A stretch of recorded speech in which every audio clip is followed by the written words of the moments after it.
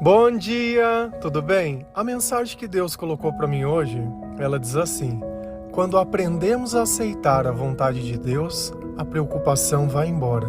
Tenha fé. Senhor, tende misericórdia de nós.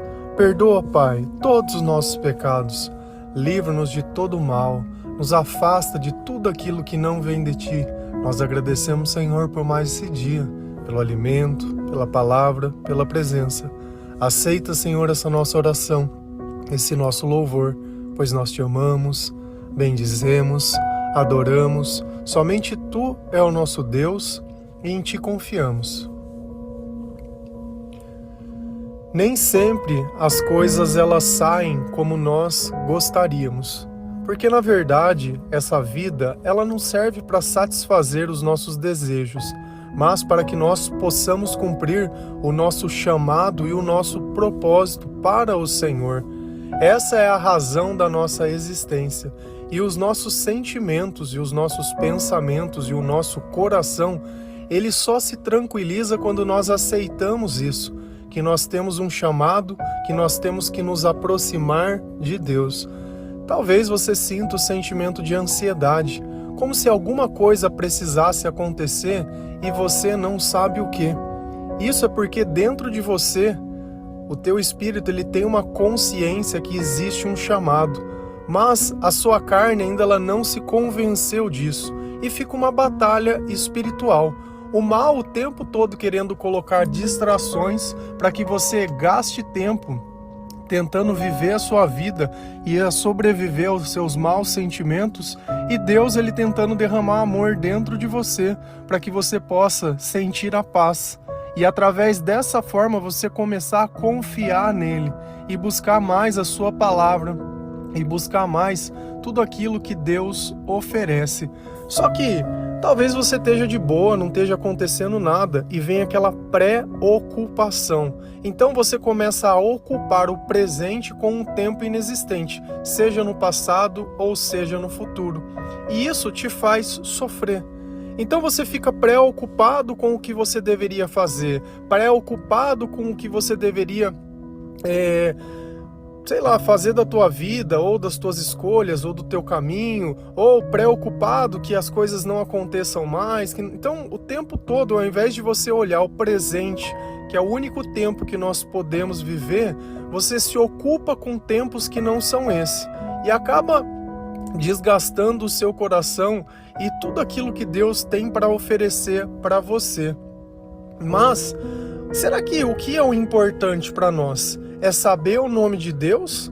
Ou é viver de acordo com a vontade de Deus? Mas se eu acho que é viver de acordo com a vontade de Deus, eu deveria conhecer qual é a vontade de Deus. E a única forma que nós podemos fazer isso é através da palavra de Deus. Talvez você frequente uma igreja e frequentou a vida inteira. Só que você nunca parou para pegar uma Bíblia na mão. Até tem uma Bíblia na tua casa aberta, sempre na mesma página. A Bíblia, parada lá, ela é apenas um livro. Mas quando nós começamos a ler a palavra de Deus, começamos a entender qual é a vontade de Deus, começamos a ter fé naquilo que está escrito naquela palavra, o Espírito Santo ele começa a viver em nós. Então existe uma transformação muito grande. E talvez você só frequentando a igreja, você não vai conseguir entender a profundidade inteira que é a Bíblia. A vida cheia do Espírito Santo, coisas que você nem imagina que são possíveis de se sentir e se viver ao lado de Deus. Porque na nossa ignorância, a gente atribui ao homem o conhecimento. Quer um exemplo disso? Você não sabe o que fazer da tua vida. Quem você procura? Um coaching. Então ele vai me ensinar a ser o sucesso, vai me ensinar a ganhar, ter dinheiro, vai me ensinar diversas coisas. Quando você não está conseguindo gerenciar os teus próprios sentimentos, quem você procura? Um psicólogo. Então ele vai lá conversar comigo e vai me expor e isso e aquilo. Quando você não sabe sobre determinado tipo de assunto ou determinada coisa, você procura um professor. Então a gente sempre crê que são homens que vão nos ajudar. Ah, estou doente, procuro um médico. Então a gente só consegue encontrar soluções dentro das coisas que nós vemos, mas Deus nos mostra a solução dentro das coisas que nós sentimos. Então, dentro de uma igreja, talvez você não sinta Deus em sua plenitude, porque Ele precisa se revelar através da palavra. E o Verbo virou carne. Então, aquilo que estava escrito, Jesus era a materialidade daquilo. Aquilo que os profetas falavam no tempo futuro acontecia. Então, Deus ele é muito mais do que palavras. E nós somos os instrumentos que transformam as palavras em fatos. E esse é o nosso chamado. Amar. Mas não basta eu saber o nome de Deus, não basta eu simplesmente ir numa igreja, não basta simplesmente eu conhecer a palavra e não aceitar a palavra. Ou a gente vive o todo ou vive o nada. Se a gente vai lá em Mateus 7, versículo 21 e 12, a palavra do Senhor ela diz assim: não é toda pessoa que me chama de Senhor, Senhor, que entrará no reino do céu, mas somente quem faz a vontade do meu Pai que está no céu. Façam aos outros o que querem que eles façam a vocês, pois isto é o que querem dizer a lei de Moisés e os ensinamentos dos profetas. Olha como Deus ele deixa claro que não basta saber o nome dele. Não basta se rotular católico, evangélico, protestante, da congregação A, e disso e daquilo, eu sou A, B, C ou D ou Z. Não se basta dizer cristão, tem que viver Cristo, tem que conhecer a palavra de Cristo. Olha como Deus ele diz: não é toda pessoa que me chama de Senhor que entrará no reino de Deus. E a maior tristeza eu acho que está nisso. Você saber o nome de Jesus, você saber que existia um caminho, você saber que existiam coisas que poderiam te salvar e no fim você decidiu continuar vivendo essa vida, se preocupando com os teus interesses, se preocupando sempre com as mesmas coisas e buscando sempre as mesmas soluções nos mesmos erros. Hoje você se olha no espelho, percebe que o cabelo está branco, que já caiu boa parte dele, que as rugas estão aparecendo, que as tuas mãos elas estão enrugadas, que os teus dentes já não são mais os mesmos, que você já não tem mais a mesma relação com os alimentos e nem a mesma disposição. Você está ficando velho e está cansado, mas não aprende com os próprios erros e insiste nos mesmos caminhos. Então não basta saber o nome de Deus, nós temos que fazer a vontade. Quem vai entrar no reino dos céus? Somente quem faz a vontade do meu Pai, que está no céu. Então nós temos que fazer a vontade de Deus para que nós consigamos ter a salvação. Porque a fé em Jesus Cristo, ela garante isso. Mas a fé sem obras, ela é morta em si mesma. Se a gente conhece a palavra, mas a preocupação vem e arranca a palavra de dentro de nós, nós simplesmente esquecemos o poder de Deus para querer colocar o poder nas pessoas. Tá tudo errado. E aqui vem uma parte que é importante. Façam aos outros o que querem que eles façam a vocês. Você está sempre esperando que alguém te faça alguma coisa e você não faz nada por ninguém. Não ajuda ninguém, não ama ninguém e quando faz é sempre pelo seu interesse. Sempre pelo seu interesse. Ou a gente sai da nossa vida, porque Deus ele pediu: me ame sobre todas as coisas, mas ame também ao próximo como a si mesmo. Então não tem como o nosso chamado e o nosso propósito passar limitado apenas dentro da nossa casa. Você acha que as pessoas que você conheceu, elas foram de forma aleatória? Ou Deus ele já amarrou algumas vidas perto de você, porque ele sabia que dentro do teu propósito, você seria a chama que iria ajudar a despertar essas outras pessoas. E o que é curioso é que Deus, às vezes, ele une vidas tão longes, tão longe. Tem pessoas que pedem versículo e que pedem para entrar na lista que são de outros países. Por exemplo, na África. Tem pessoas da África que nós aqui do Brasil, de uma cidade extremamente pequena, estamos ajudando a acender essa chama. Como tem diversos países de diversos lugares. E eu não estou preocupado com a quantidade de pessoas. Mas eu sei que uma pessoa cheia de Deus em cada lugar promove uma transformação. Olha a história de Jesus. Escolheu 12 pessoas que mudaram tudo. Mesmo que um se perdeu no meio do caminho, todo o resto fez valer a pena. E talvez você esteja aí, olhando tentador para aquele que se perdeu no meio do caminho e não já mais querendo amar e já não querendo fazer e querendo jogar a toalha. Então Deus, ele fala assim, olha, faça ao outro aquilo que você quer. Você quer ser amado? Ame. Você quer ser perdoado? Perdoe. Você quer ser ajudado? Ajude. Você quer que as pessoas elas sejam melhores? Seja melhor. Então cabe a nós ser o instrumento de transformação, não um instrumento de espera. A nossa espera é no Senhor.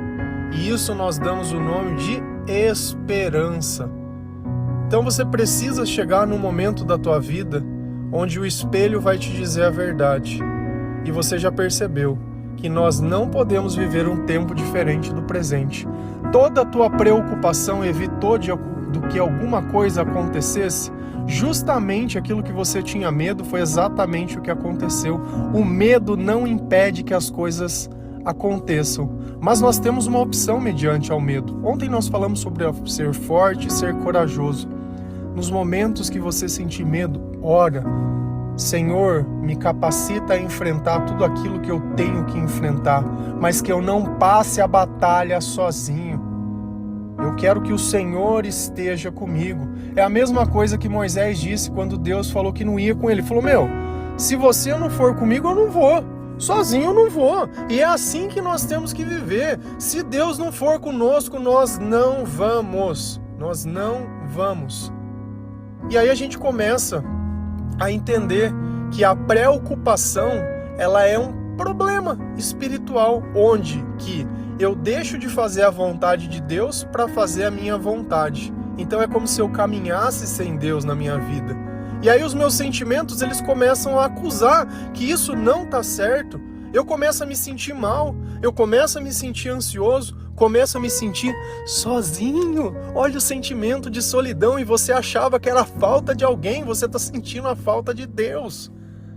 Não está se sentindo amado, falta de Deus. Está se sentindo triste, falta de Deus. Está se sentindo atribulado, falta de Deus. Ou eu vou perto do Senhor e faço o que Ele me ensina, e Ele me pede para perdoar, Ele me pede para amar, Ele me pede para ser justo, Ele me pede para confiar, para aceitar a palavra de Deus. E quando eu começo a aceitar a vontade de Deus, eu começo a ter sabedoria, que é a capacidade de entender os meus sentimentos e a razão deles. E aí eu sei como resolver o problema. E tudo começa na oração. Tudo começa conversando com Deus, se acertando com o Criador e dizendo, Senhor, o que eu tenho que fazer hoje? Tem dias que eu faço planos que as coisas vão ser de um jeito. O dia sai totalmente ao contrário, e louvado seja o Senhor. Não é a minha vida, é a vida que Deus me deu. Não é o meu propósito, mas é o propósito que o Senhor fez para mim. Não é a minha vontade, mas é a vontade de Deus. Se a gente continua lendo a palavra lá em Mateus 6, versículo 27 e 34, a palavra do Senhor ela diz assim, e nenhum de vocês pode encupridar a sua vida, por mais que se preocupe com isso. Por isso, não fiquem preocupados com o dia de amanhã, pois o dia de amanhã trará suas próprias preocupações. Para cada dia bastam as suas próprias dificuldades. Eu vou cuidar da minha saúde porque eu vou viver bem quando eu estiver velho. Você tem que cuidar da tua saúde? Claro. Você tem que cuidar de você mesmo? Claro. Mas isso garante que amanhã não vai ter problemas? Não. E o que Deus está me ensinando hoje? Por mais que você se preocupe, por mais que você tente fazer a tua vida durar mais, ela vai durar o tempo que tiver que durar. Pessoas que cumprem o seu propósito, elas estão prontas para partir. Por isso que a gente vê, às vezes, uma pessoa jovem perdendo a sua vida de uma forma que a gente não entende e não consegue aceitar. E a gente vê uma pessoa que, teoricamente, é uma desgraça, só faz mal para a vida de todo mundo e aquela praga está viva. Está viva porque Deus precisa tocar a vida dela para que ela se salve. Deus, ele veio para os perdidos, e talvez você seja essa praga que está precisando se converter, que está precisando ter um encontro com o Senhor, e é por você que Jesus veio. E não tem problema, não tem problema. Às vezes a gente acha que os bons morrem antes. Não, quem cumpre um propósito morre, e acabou. Jesus viveu 33 anos e foi assassinado. Você consegue entender isso? Ou você olha a história de Jesus como se ela não tivesse existido? O nosso pregador, o nosso Senhor, aquele que tinha palavras de vida eterna, aqueles que curavam os doentes, aquele que ensinava, exatamente aquele que não fez nada de errado para ninguém. Justamente esse, o escolhido para ser morto. Só que na morte dele, olha o ensinamento que nós tivemos. Morte de cruz ainda, morte bárbara, morte como de um bandido. E aí? Ressuscitou. Você não vai procurar no mundo inteiro onde tem uma cova de Jesus, ela não existe. Não existe. Existiu o lugar onde ele foi sepultado, mas o corpo não está mais lá porque ele ascendeu aos céus. E aí? Então, por mais que a gente se preocupe, a gente não sabe o dia de amanhã. O que Deus está falando, meu querido, meu amor, minha filha, meu filho? Vive hoje. Já tem preocupação suficiente para hoje. Não tenta viver o amanhã, nem depois de amanhã, porque isso daí não vai adiantar nada. E Deus está te falando uma coisa. Não se preocupe com o dia de amanhã, porque eu vou cuidar do teu amanhã. Me ajuda a cuidar do agora. Me ajuda a encontrar as ovelhas perdidas. Me ajuda a transformar a tua vida. Gasta o teu tempo lendo a minha palavra. Gasta o teu tempo procurando a minha presença. Gasta o teu tempo obedecendo aquilo que eu coloco dentro do teu coração. Amando as pessoas, ajudando a semear a palavra no meio das pessoas. Me ajuda a levar luz às pessoas que estão oprimidas. A gente olha Jesus e tudo que ele fez o tempo todo, a igreja criticava ele. Ele come com cobrador de impostos. É porque os discípulos deles não fazem o que manda a lei, não jejuam, come no sábado. Só problematiza. Parece a igreja de hoje? Só problematiza. Só, o tempo todo. E o amor? E a salvação? E a misericórdia? Só que ela precisa de uma coisa: que a vontade de Deus seja cumprida. Não é porque nós não ficamos perseguindo as pessoas que nós não levamos em conta aquilo que Deus fala. Porque Jesus, ele ia na casa dos cobradores de impostos. Ele vivia com as pessoas de má fama. Mas era para transformar essas pessoas e não para pegar o vício dos hábitos deles.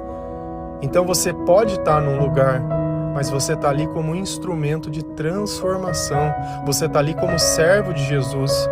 Você não é aquele que vai dizer Senhor, Senhor, e ele vai falar, não te conheço. Muito pelo contrário. O seu nome está no livro da vida. Ele tem o seu nome escrito na palma da mão dele. Ele sabe quantos fios de cabelo tem na sua cabeça. Ele está com você quando você acorda e quando você se deita. Deus é aquilo que te motiva a acordar todos os dias. É aquilo que te motiva a buscar as pessoas, a suportar viver no meio dessa terra e desse lugar que nós vivemos, onde a maior parte das pessoas já estão com o seu amor esfriado. Mas cabe a nós, ajudar as pessoas a terem um encontro com o Senhor, a obedecerem a palavra do Senhor, a dizer, olha, não se preocupe, Deus ele vai vir, ele vai te ajudar. Ainda que a gente não entenda, ainda que a gente não perceba, quando Deus ele vem na nossa vida, ele dá um conhecimento que nós não tínhamos. Não se preocupe. Enquanto você tiver fé, as coisas vão continuar acontecendo. Um pouco mais lento do que às vezes a gente gostaria, mas acontecendo. Nós não estamos mais parados, nós não estamos mais mortos. Nós caímos sim, mas levantamos. Mas o mal não nos seduz mais do jeito que ele costumava fazer. Antes a gente achava que a única solução era aquela, e a gente insistia naquilo, até quase querer tirar a própria vida. Hoje a gente insiste no Senhor, na graça de Deus e em tudo aquilo. E cada vez que você lê mais a palavra, você aprende a aceitar a vontade de Deus e colocar Deus acima de todas as coisas.